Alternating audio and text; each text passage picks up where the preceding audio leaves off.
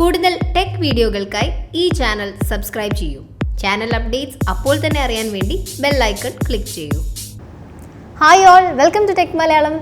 നമ്മളിന്ന് സംസാരിക്കാൻ വേണ്ടി പോകുന്നത് സ്മാർട്ട് ഫോൺ രംഗത്ത് വരാനിരിക്കുന്ന ഒരു അടിപൊളി മാറ്റത്തെക്കുറിച്ചാണ്.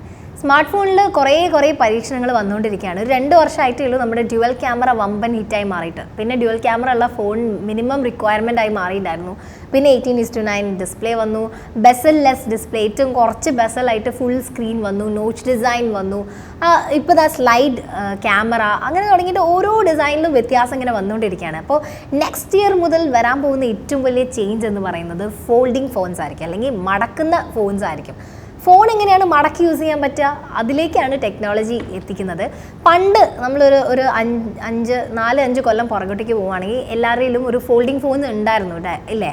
ആ ഫോണൊക്കെ എങ്ങനെയാണെന്ന് വെച്ചാൽ ഫീച്ചർ ഫോൺസ് ആയിരുന്നു. ഇപ്പോൾ ജസ്റ്റ് ഇങ്ങനെ ക്ലോസ് ചെയ്ത് വെച്ച് തുറന്നു കഴിഞ്ഞാൽ മേലെ ഡിസ്പ്ലേ അല്ലെങ്കിൽ മേലെ നമുക്ക് കാര്യങ്ങൾ കാണാനും, താഴെ ഒരു കീപാഡ്, ടച്ച് പാഡ് അല്ല, സാധാ കീപാഡ് വെച്ച് നമുക്ക് എല്ലാം പ്രസ് ചെയ്ത് ഫോൺ ചെയ്യാനും വിളിക്കാനും ഒക്കെ പറ്റുന്ന ഫീച്ചർ ഫോണിൽ ഇതുപോലെ ഒരു മടക്കുന്ന ഫോൺ വന്നിട്ടുണ്ടായിരുന്നു.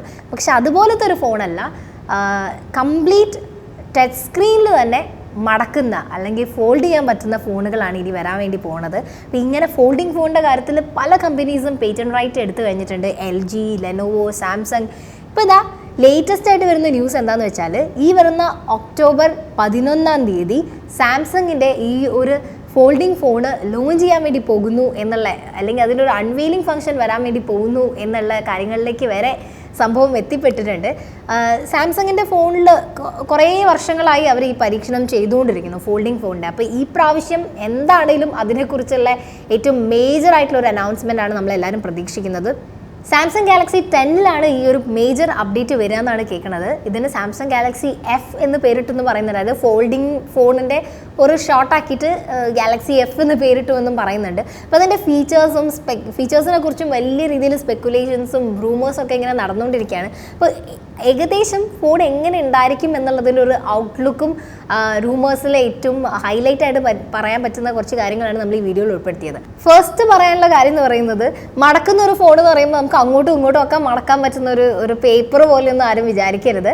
ഫോൾഡ് ചെയ്യാനുള്ളൊരു പ്രത്യേക രീതി ഉണ്ടാവും. ഒരു വാലറ്റ് പോലെയാണ് ഇപ്പോൾ അത് അവരുടെ മീൻസ് വീഡിയോസിലൊക്കെ നമ്മൾ കാണുന്നത്.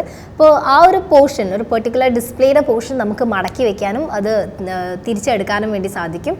ബാക്കി പോർഷൻസ്, ഇപ്പോൾ ബാറ്ററി അതുപോലെ ഇൻറ്റേർണൽസ് വരുന്ന പോർഷൻസൊക്കെ അത് മടക്കാൻ പറ്റാത്ത രീതിയിലായിരിക്കും, ഫോൾഡ് ചെയ്യാൻ പറ്റാത്ത രീതിയിൽ തന്നെ ആയിരിക്കും ഉണ്ടാവുക.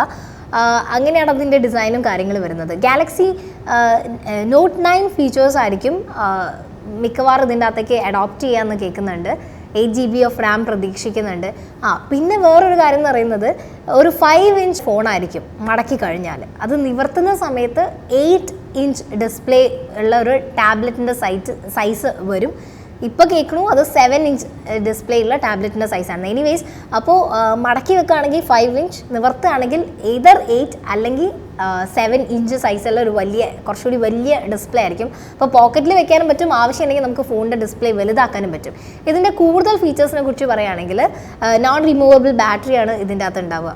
512 GB ഓഫ് സ്റ്റോറേജ് ഉണ്ടാകും, 8 GB ഓഫ് റാം ഉണ്ടാകും. നോട്ട് 9 പോലെ S Pen ഇതിൻ്റെ കൂടെ ഉണ്ടാവാൻ സാധ്യതയുണ്ട്. ഫ്ലെക്സിബിൾ OLED അൺബ്രേക്കബിൾ പാനലാണ് ഫോണിൻ്റെത്. സ്നാപ്ഡ്രാഗൺ 845 അല്ലെങ്കിൽ എക്സിനോസ് 9810 ഇതിൽ ഏതെങ്കിലും ഒന്നായിരിക്കും ഫോണിൻ്റെ പ്രോസസ്സർ. ഡ്യുവൽ ക്യാമറ ആയിരിക്കും ഫോണിനെന്നൊരു റൂമർ ഉണ്ട്. അതേപോലെ തന്നെ 4 ക്യാമറാസ് ഉണ്ടാവും എന്നും പറയുന്നുണ്ട്. അപ്പോൾ ഇതൊക്കെ വെറുമൊരു റൂമറാണ്, നമുക്ക് കൺഫേം ചെയ്യാനായിട്ടില്ല. പ്രൈസ് ഏകദേശം വരുന്നത് $1850 അത് ഇന്ത്യൻ റുപ്പീസിലേക്ക് കൺവേർട്ട് ചെയ്യുമ്പോൾ 1,35,000 രൂപയുടെ ഇടയിൽ വരുന്നുണ്ട്. സോ അത്രയും പ്രൈസി ആയിട്ടായിരിക്കും ഈ ഒരു റെയർ ഫോൺ ഇറങ്ങുക.